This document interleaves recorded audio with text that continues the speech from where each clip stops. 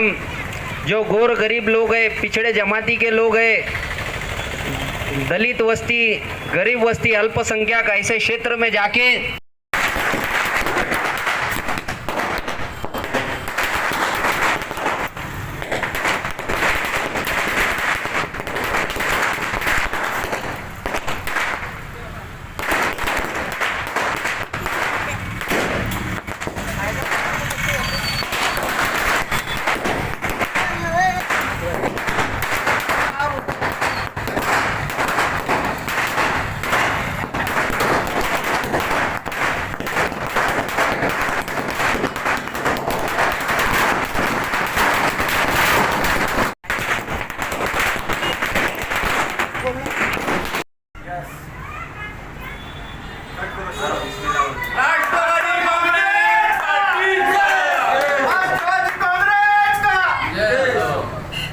बड़ा है सब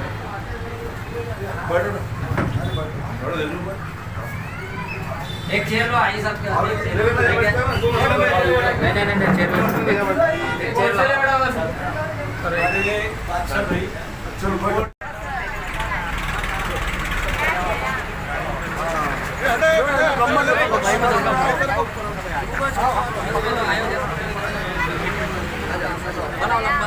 सब आ जाते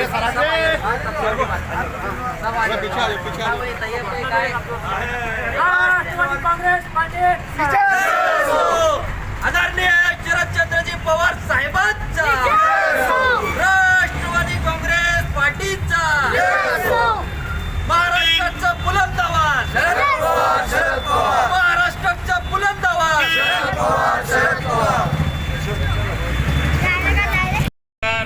सभी को मैं बादशाह अंसारी, आप सभी जानते हैं मैं छोटा सा कार्यकर्ता हूं और मेरी हौसला अफजाई के लिए मेरे सीनियर लीडर्स यहाँ मौजूद हैं। खास करके मैं इन सभी का तहे दिल से शुक्रिया अदा करता हूं। आप लोग इतने सारे देर से धूप में बैठे हैं कि हमारे सीनियर लीडर्स का बोलना क्या है, उनकी दिल की बात क्या है, आप तक क्या पहुँचाना चाहते हैं, ये मैं आप सभी का शुक्रिया अदा करता हूं। और मेरे जितने भी सीनियर यहाँ पर मौजूद है, हमारे दत्ता भैया अभी हाल ही में पहुंचे हैं, हमारे शहर अध्यक्ष युवक है, मैं उनका इस्तेकबाल करता हूं। जैसे कि आप देख रहे हैं नारेगांव आज इतने स्पीड से बढ़ रहा है। यहाँ पर काफ़ी मामला ऐसे हैं जिनकी गौर गरीब जितने लोग यहाँ पर रहते हैं उनके प्रॉब्लम सुनने वाला यहाँ पर कोई नहीं है। वो सारे चीज़ों का मुझे यहाँ का मालूमात है। मैं तकरीबन कई सालों से यहाँ पर रहता हूँ। ये सारी चीज़ें मैंने हमारे हाई कमान और हमारे आला पद हमारे सभी नेता को बताया कि नारेगांव के अंदर काफ़ी सारे मसले हैं, यहाँ के सारी परेशानियाँ हैं। खास कर यहाँ पर हमारा कब्रस्तान कमेटी का, हमारे कब्रस्तान की जो जगह है साहब, उस कब्रस्तान का अभी तक के यहाँ पर रजिस्ट्रेशन नहीं हुआ है और हमारे को कब्रस्तान की जगह मिलके काफ़ी समय हुआ है और ये सिर्फ जो है तो ठहराव पास हुआ है बस। और अभी ये जो जगह है साहब, ये हमको पूर्वी नहीं रही यहाँ पे। तो यहाँ के काफ़ी लोगों का तगाजा था, मुझे कहे थे कि नवाब मलिक साहब आपके अल्पसंख्यक, अपने नवाब मलिक साहब वक्फ बोर्ड के मंत्री है और यहाँ पर साहब काफ़ी करीब में ही वक्फ बोर्ड की काफ़ी ज़मीन है। उस ज़मीन में से हमारे कब्रस्तान के लिए कुछ जगह आप हमारे नारेगांव वासियों के लिए करा देते साहब, तो बहुत बड़ी मेहरबानी होंगी। और दूसरी बात ये है कि आप लोग ये मत समझिए कि हमारे लिए बोलने वाला कौन है, हमारा सुनने वाला कौन है। आपके लिए मैंने आपके सिर्फ समस्या सुनने के लिए ही हमने यहाँ पर राष्ट्रवादी कांग्रेस पार्टी का संपर्क कार्यालय खोले हैं, ताकि बादशाह भाई अंसारी साहब इनकी जानिब से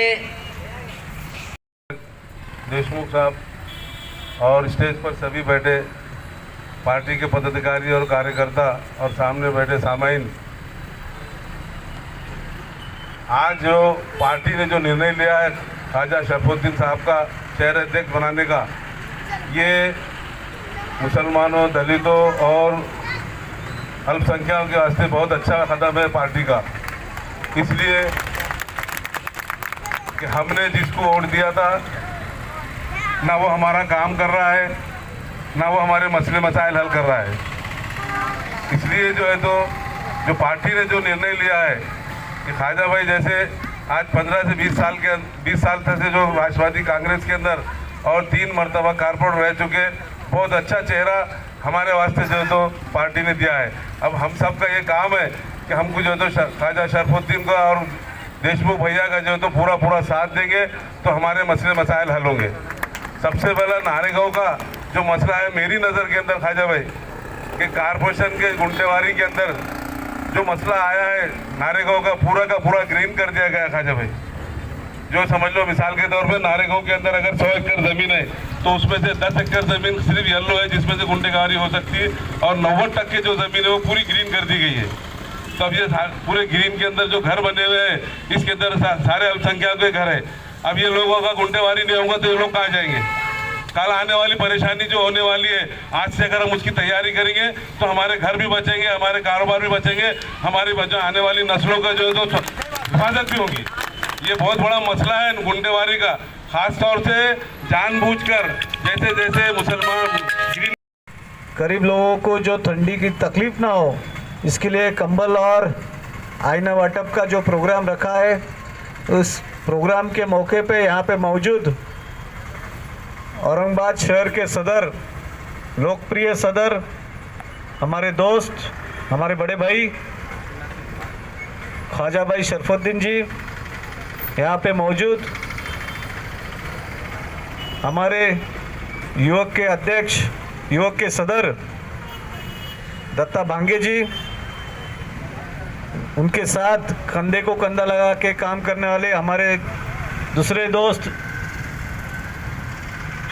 राष्ट्रवादी युवक के कार्य सदर शेख कयूम जी यहाँ पे मौजूद, हमारे मार्गदर्शक कैसर भाई कुरैशी जी यहाँ पे राष्ट्रवादी कांग्रेस पार्टी बढ़ाने के लिए हर वक्त हमारे साथ रहते हैं, हमारे साथ कंधे को कंधा लगा के काम करते हैं।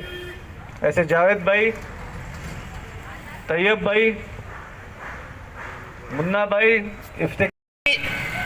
पूरे महाराष्ट्र में हर जिले में, हर क्षेत्र में, या औरंगाबाद क्षेत्र में हमारी भूमिका है कि कैसे हम गौर गरीब लोगों को मदद दे सके और उनके मसले मसाइल हल कर सके। यही हमारा हेतु है, यही हमारा मैसेज है।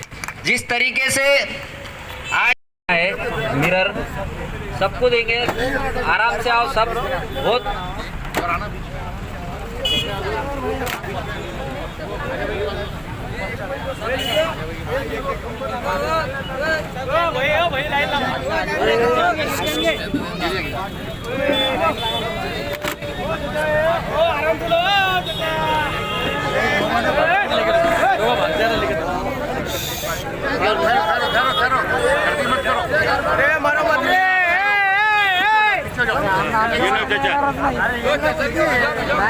संपूर्ण जाणार आहे, सबको मिलेगा, एक जाने के अरे गर्दी हो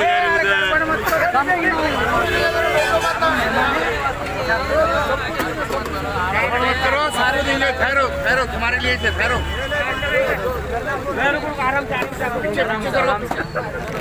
से दिन ले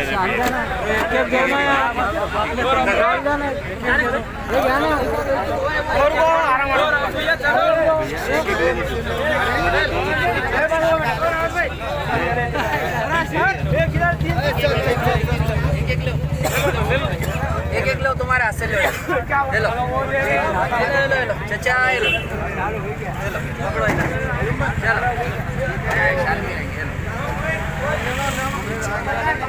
चल लेते जाओ,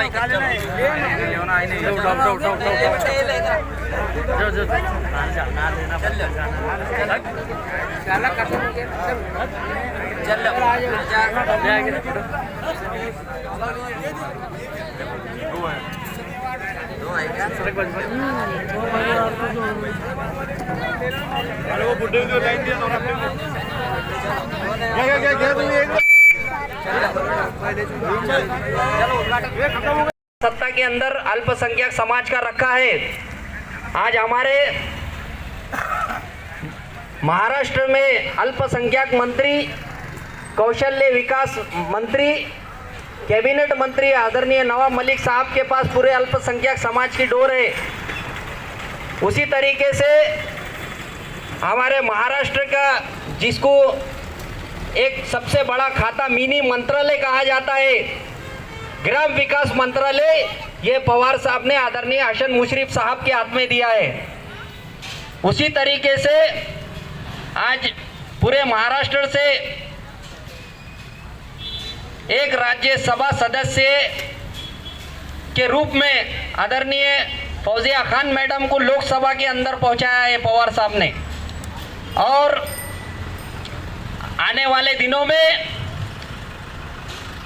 इस महाराष्ट्र से जो मांग हो रही है, ये तो लोग आज मांग कर रहे हैं, मगर पिछले सरकार में जब हमारी सत्ता थी कांग्रेस, राष्ट्रवादी कांग्रेस, तो उस टाइम पे मराठा समाज और मुस्लिम समाज को सबसे पहला निर्णय लिया गया है आरक्षण देने का, वो राष्ट्रवादी कांग्रेस पार्टी की सरकार में लिया गया था। उसके बाद सत्ता परिवर्तन होने के बाद में जो जातिवादी सरकार, बीजेपी सरकार सत्ता में आई, आने के बाद में वो आरक्षण, मुस्लिम आरक्षण और मराठा आरक्षण का उन्होंने कैंसल करवा दिया है। मगर हमारी नीतिमत्ता साफ है, अगर जिस तरीके से मराठा समाज को आरक्षण दिया जाएगा, उसी के साथ में इंशाल्लाह आने वाले दिनों में मुस्लिम समाज को आरक्षण मिलेगा।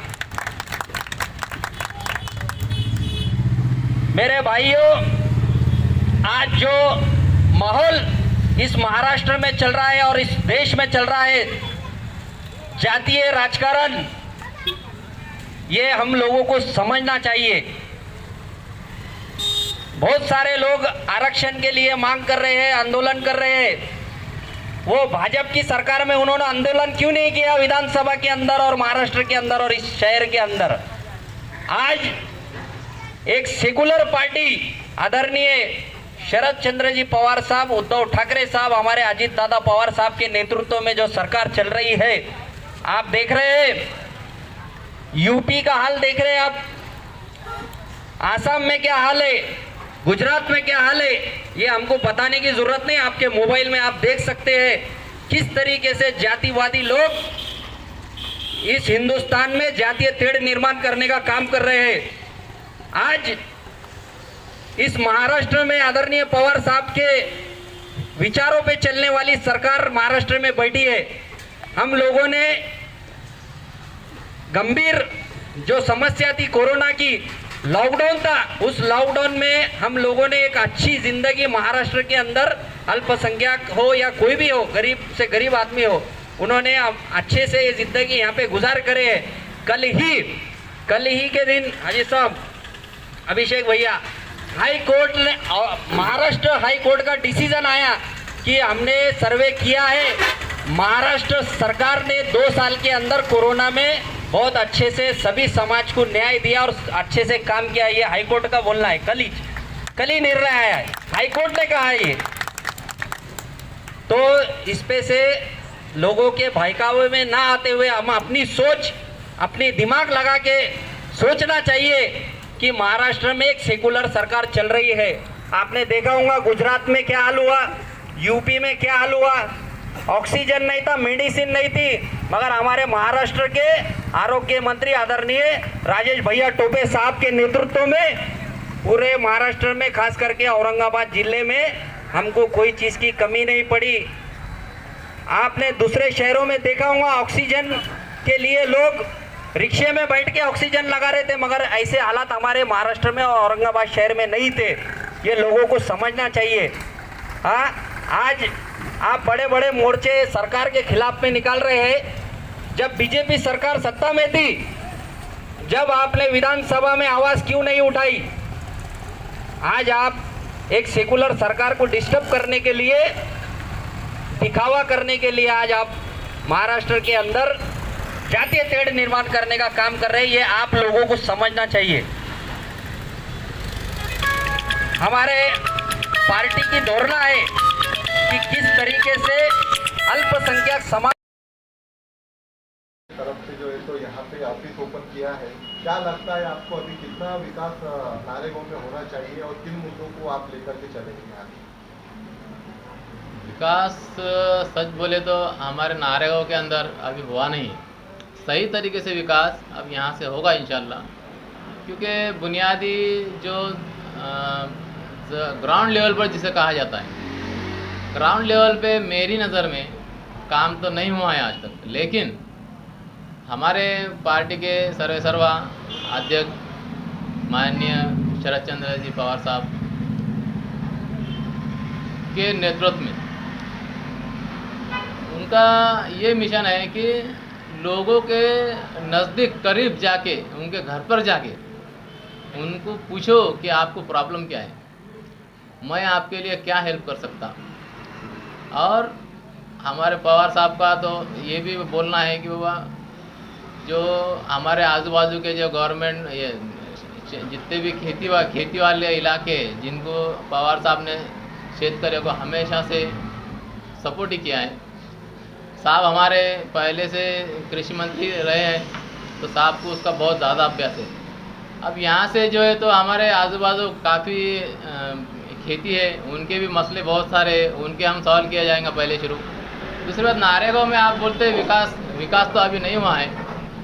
काफ़ी सारी यहाँ पर समस्याएं, जैसे कि यहाँ पे लघु उद्योग है, स्मॉल इंडस्ट्रीज है, उनके कारोबारों वालों के बार बार लाइट का जाना, और यहाँ पर डीपी नहीं है, वो ट्रांसफार्मर का पावर बढ़ाना चाहिए यहाँ पे, और रोड रास्ते का प्रॉब्लम है। उसी के साथ हमारे यहाँ कब्रिस्तान का मसला है, जो दूसरे पार्टी वाले सिर्फ आश्वासन दे रहे हैं यहाँ के हमारे स्थानिक नागरिकों को कि भाई हम करने वाले, लेकिन अभी हमारे नए शहर सदर जो अभी बने ख्वाजा शरफुद्दीन साहब, उन्होंने ये हमारे गरीब लोगों से और यहाँ के जो नुमाइंदगी करते वो सभी मौजूद थे, उनके सामने ये कहा है कि हम खुद नवाब मलिक साहब को यहाँ पर लाएंगे, उनके हाथ से यहाँ विज़िट कराया जाएगा, उन्हें खुद यहाँ पर आएंगे, और यहाँ पर करीब में जो जगह है वक्फ बोर्ड की, उसमें से हम कब्रिस्तान के लिए जगह देने की कोशिश करेंगे, और ये इंशाल्लाह होगा।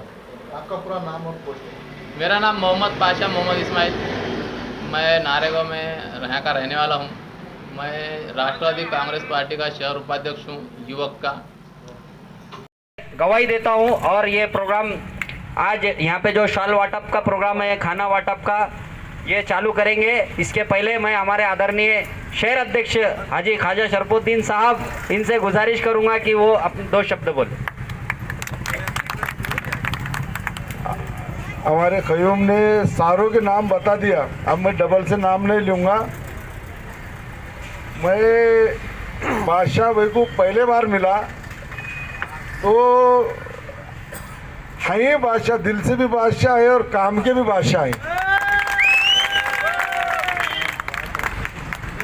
बादशाह भाई को इसके पहले कभी मिला नहीं। बादशाह भाई मेरे को बहुत से काफ़ी लोग हमारे यहाँ पे जो चिकलटाने के इमाम साहब है, मैं हमेशा उनके साथ जुड़े वाला हूँ, और यहाँ के लोगों ने देखे होंगे जो भी इज्तिमा के टाइम में मैं वहाँ पर था, अल्लाह ने मेरे से काम लिया, अल्लाह का शुक्र अदा करता हूँ।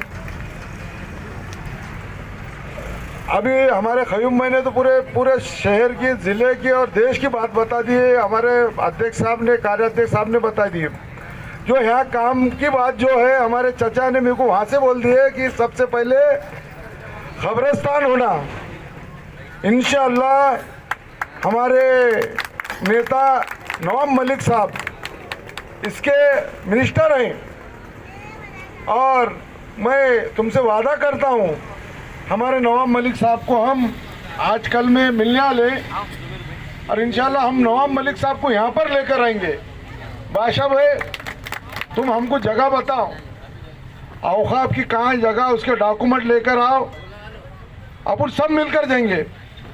ये तो काम होते रहेगा, मगर ये जो काम है यहाँ का बहुत अहम काम है। अपना मिनिस्टर है, अपनी सत्ता है, और जो भी प्रॉब्लम रहेंगे इंशाल्लाह हमारे बादशाह भाई यहाँ पे ऑफिस खोले, इतना काम कर रहे हैं, जो भी कहीं की भी प्रॉब्लम रहेंगे बादशाह भाई के पास जाओ। इंशाल्लाह हम सब मिलकर जहाँ जहाँ भी प्रॉब्लम रहेंगे हम साथ आएंगे और तुम्हारा साथ देंगे। और इंशाल्लाह इंशाल्लाह। चाचा का बोलना है कि पहले कब्रिस्तान का काम करो। चाचा मैं तुम्हारा आज वादा करता हूँ कि हम यहाँ पर नवाब मलिक साहब की यहाँ मीटिंग लगाएंगे। नवाब साहब यहाँ के अपने ये खाते के मिनिस्टर हैं। तुम खाली हमको जगह बताओ, वो जगह को इंशाल्लाह अल्लाह ने चाहा तो सबसे पहले तुम्हारा वही काम करेंगे। और मैं तुम्हारे को वादा करता हूँ हम जल्दी से जल्दी तुम डॉक्यूमेंट हमारे बादशाह भाई पूरे निकाल के रखो और कहाँ पर जगह है वो बताओ। वक्त की अगर खाली है तो इंशाल्लाह कब्रिस्तान का काम हम सबसे पहले करेंगे। और जो भी काम रहेंगे हम तुम्हारे यहाँ बैठा ले हिचक बगैर हिचक के हमारे बादशाह भाई हैं। आप सब भी, मैं ज़्यादा हमेशा आते रहता मैं इधर। हमारे जो चिकलटाने के इमाम साहब है मैं उनका बहुत अच्छा मेरा उनका संबंध है। वो मदरसे भी मैं उनका मेंबर हूँ। जो भी काम रहेंगे इंशाल्लाह बादशाह भाई अपन सब मिलके करेंगे। और एक बार मैं बादशाह भाई ने बुलाए बाद मैं डॉक्यूमेंट देखने आऊँगा और आपका जो होता काम अपन इंशाल्लाह ये करेंगे। और आज जो बादशाह भाई ने ये काम करे, बादशाह भाई ये आज जो ज़रूरत है वो काम आप कर रहे हैं। मैं बोलता हूँ तुम दिल के भी बादशाह हैं और मन के भी बादशाह हैं। बादशाह भाई के साथ रहो, जो भी करे। हमने बोले थे कि बादशाह भाई पहले बार मिला था बादशाह भाई को, बादशाह भाई ने बोले कि तुम आते नहीं। अरे मैं बोला बादशाह भाई तुम बुलाए तो आएंगे ना, नहीं बुलाए तो कहाँ से आएंगे, तुम बुला के बताओ हम आएंगे। आज बादशाह भाई ने बुलाए, मैं उनका भी शुक्रिया अदा करता हूँ। और आदरणीय हमारे पवार साहब के जन्मदिन पे हम 11 तारीख से जो बांटते आ रहे, कई शाल बांट रहे, कई कपड़े बांट रहे, कई दवा बांट रहे, ये हमारे पवार साहब ने बताया लाए। जातिवाद शक्ति के साथ नहीं जाते हुए आने वाले महानगर पालिका के अंदर अपन एक अच्छा कार्यकर्ता, अच्छा नेता अपन यहाँ से चुनेंगे। आप बोलेंगे वैसा चुनेंगे। हमको बताओ कि ये आदमी अच्छा है, उसके साथ अपन एक बार बैठ के अपन चुनेंगे। मैं नवाब मलिक साहब को यहाँ पर लाता हूँ और ये प्रॉब्लम अपन सॉल्व करेंगे, इसकी गवाही देता हूँ। और ये कार्यक्रम खत्म हुआ बोलूँ कि अभी ये कार्यक्रम खत्म हुआ, ये जो बांटने का अभी अपने नाम बोलेंगे अभी वो आ जाएंगे।